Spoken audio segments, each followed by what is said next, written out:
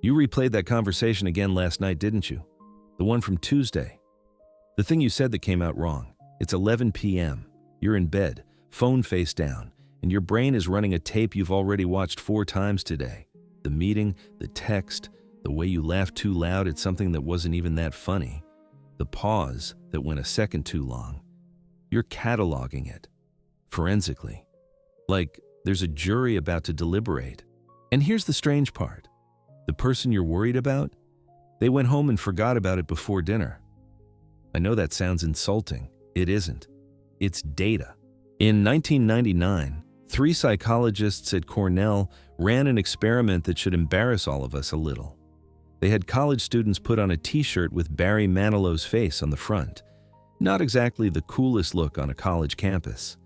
Then, they walked these students into a room of other students and asked them, after, to guess how many people in that room noticed the shirt. The students guessed about half, 50%. Their actual answer, roughly 23%, less than 1 in 4. The researchers called it the spotlight effect, and they published it in the year 2000. And what it means is this: the audience inside your head is roughly twice the size of the real one. Let that one sit for a second.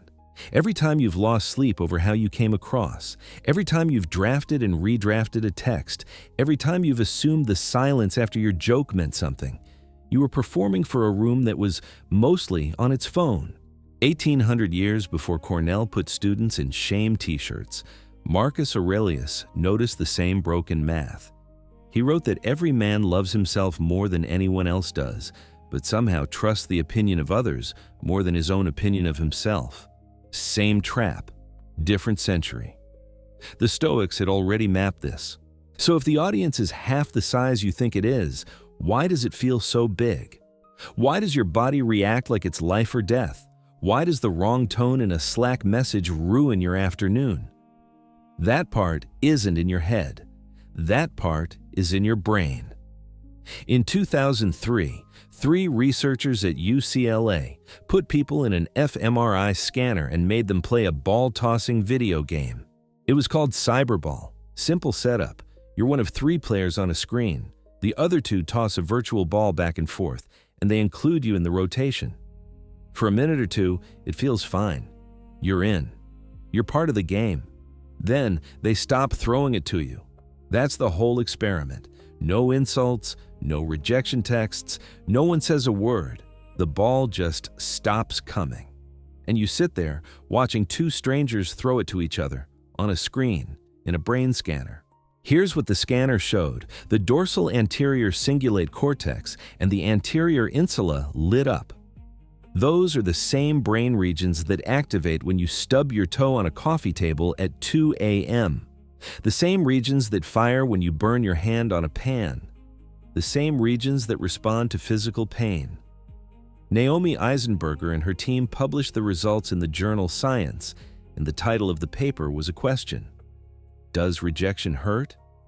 The answer was yes, in a measurable, neurological, lights on the scan kind of way. So when your body reacts to a cold reply from a coworker like you've been physically wounded, that isn't drama. That's wiring. Here's why.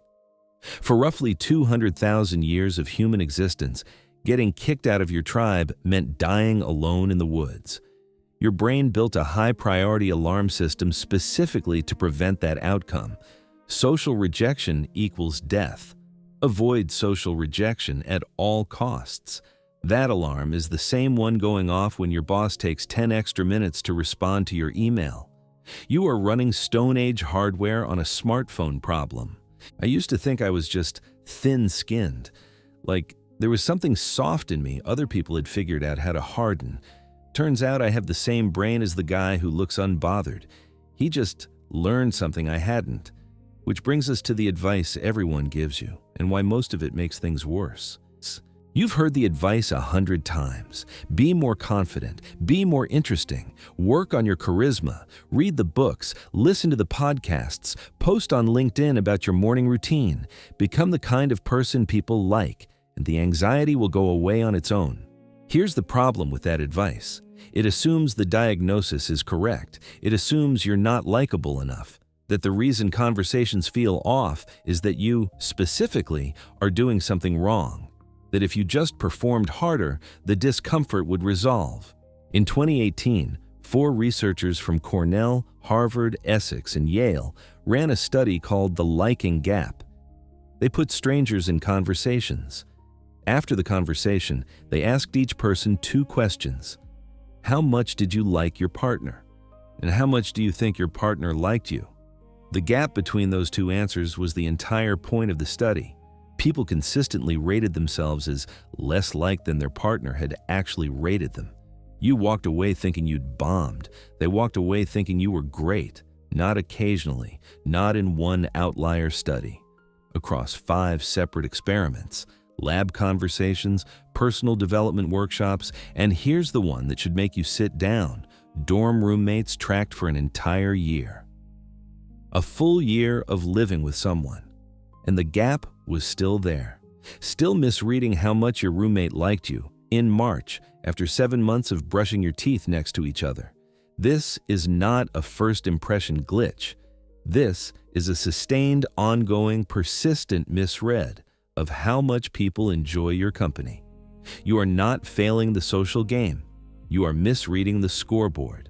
Every time you've punished yourself for a conversation that didn't go well, every time you've gone home and replayed it, every time you've decided you came off weird, there's a decent chance the other person was driving home thinking, that was a good talk. I should call him again. I've spent entire weekends rehabilitating my self-image after conversations the other person had already forgotten by Saturday morning. The math on that is not flattering to me, and I don't think I'm alone in it.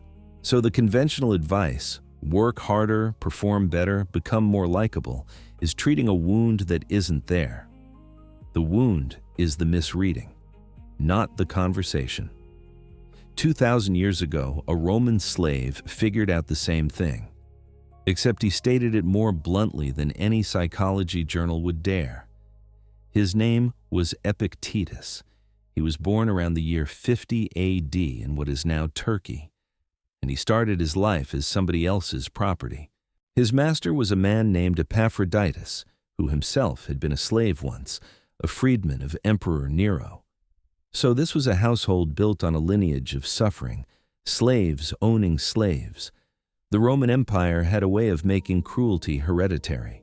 Epictetus was also lame. He walked with a limp his entire life. The ancient sources disagree on why. One account says his master broke his leg in a fit of cruelty. Another says it was a childhood disease. Either way, physical brokenness was part of who he was from the start. And here's the part that gets lost. Epictetus never wrote a single word, not one. Everything we have from him, every line, every lecture, every argument, was scribbled down by a student named Arian, who sat in his classroom and took notes. Like Socrates before him, like Jesus after him, the teachers whose names you know because somebody else cared enough to listen. So picture this: a disabled, formerly enslaved philosopher in a small school in Greece talking to a room full of free Roman citizens, senators, wealthy young men, people who paid him for wisdom. And in the first book of his discourses, he says this to them: whoever yields to externals, that man is a slave. He wasn't using slavery as a metaphor. He was the only person in the room who had lived it. And he was telling these free, wealthy Roman men that what they thought was freedom, their reputation, their status, their obsession with how they were seen, was a deeper kind of bondage than the chains he had actually worn. A few chapters later, in Discourses 118, he goes further. When someone insults you, he tells his students, don't get angry at them, pity them. They are operating from a damaged faculty of judgment, the way a blind man stumbles in a room. The insult is not an attack on you. It's a symptom of someone who cannot see clearly. The man with the broken leg told the senators that they were the ones who weren't free. I read that line once in a coffee shop and put the book down for about 10 minutes. I'm not above admitting that. Which is one thing as a quote on a stranger's wall. It's another thing entirely when modern neuroscience comes along and runs the experiment on it. In 2014, a psychologist at the University of Michigan named Ethan Kross ran a study that if Epictetus had been in the room, he would have nodded once and gone back to his lecture. The setup was simple. Take a stressful experience, a memory, an upcoming event, something that gets your heart rate up. Now, reflect on it. Half the people in the study reflected using the word I. Why am I anxious about this? What did I do wrong? Why did I say that? The other half reflected using their own name, in the third person. Why is John anxious about this? What did John do wrong? Why did John say that? That's the entire intervention. One word, a grammatical change. Here is what they measured: lower emotional reactivity, lower blood pressure response to stress, less rumination afterward. And in a parallel EEG study led by Jason Moser at Michigan State, the brain's emotional intensity signal, a marker called the late positive potential, dropped within 1 second of the language switch. 1 second. From I to your own name. And your prefrontal cortex starts regulating the alarm faster than you can take a breath. The mechanism is distance. You cannot observe yourself if you are inside yourself. The first person traps you in the experience. The third person turns you from participant into witness. The witness doesn't suffer the way the participant does. Now, think about what Marcus Aurelius was actually doing in his journal.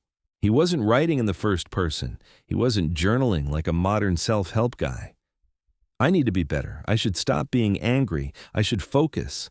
That isn't what's in the meditations. He was writing in the second person, to himself, commanding himself, like a coach barking at a player. You, get up. You, stop being childish. You, do the work. He was doing this in a tent, on a battlefield, around the year 170 AD.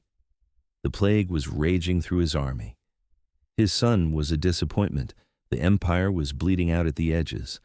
And every night, he sat down and talked to himself in the second person, as if Marcus the emperor was a separate person from Marcus the man.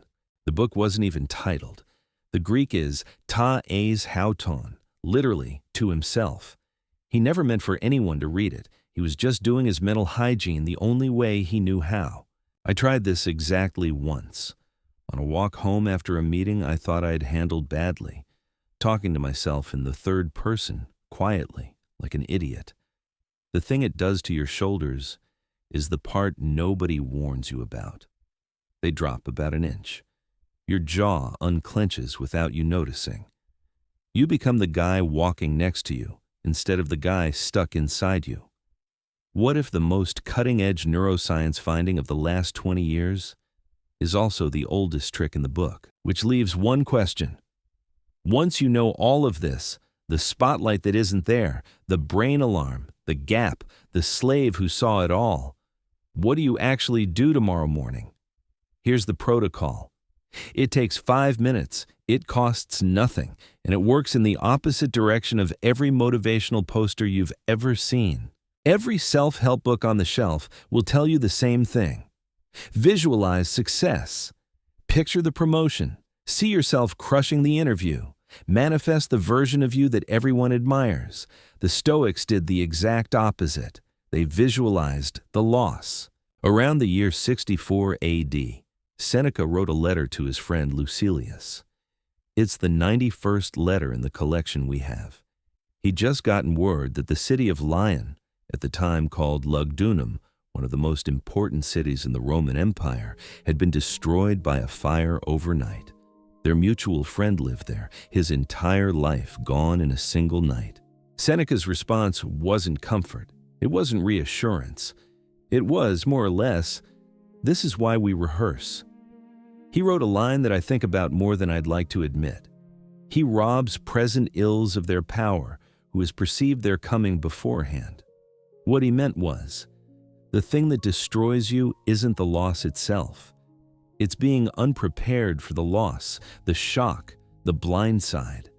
Walking through your worst fear in advance drains the charge out of it. In 2008, 4 researchers from the University of Virginia and Harvard ran the modern version of this experiment. Their names were Koo, Algo, Wilson, and Gilbert, and the paper has one of the best titles in psychology. It's a Wonderful Life. Mentally subtracting. Positive events improves people's affective states. They ran 4 experiments. The setup was clean. One group spent 5 minutes reflecting on a positive event in their life. The other group spent 5 minutes imagining how that event might never have happened. The mental subtraction group reported significantly higher positive effect afterward. Across all 4 experiments, the mechanism is the same one Seneca was using. You can't appreciate what you have until you've imagined its absence, and you can't shrink a fear until you've walked through it. So here is what to actually do tomorrow morning. 3 steps. 1. 5 minutes. Pick the specific judgment you're afraid of, not the vague dread, the specific one. Your coworker thinks you're not smart enough. Your friend thinks you talk too much at dinner. Your boss thinks you're replaceable. Pick it. Picture it as if it has already happened. They thought it, concretely. 2. Then ask yourself, in the third person, using your own name, what does your name actually lose if this is true? Not how does it feel? What does he lose? What does she lose? Material things. Real outcomes. 3. Sit with the answer. Almost every single time, the answer is nothing. The fear was never about losing anything real. The fear was about the feeling of being judged, and the feeling, once you walk through it deliberately, gets smaller. Every single time. The fear of judgment thrives on vagueness. The protocol forces it into specifics, and specifics are always smaller than dread. So, Tuesday night, the conversation, you're back in bed, the tape starts rolling, same loop, but this time, you let the worst version play. They did think you sounded dumb, they did notice the joke landing weird. Fine, now ask in the third person what you actually lose. The meeting next week still happens, the paycheck still hits, the friends still call, the life still moves forward, and the loop, finally, has nowhere left to go. Epictetus was right about the deeper slavery. Marcus was right about the audience that barely exists. Seneca was right that the rehearsal shrinks the fear. They didn't have fMRI machines. They didn't need them. They had paid attention, which, it turns out, is the only requirement. Pay attention. The rest gets quiet on its own.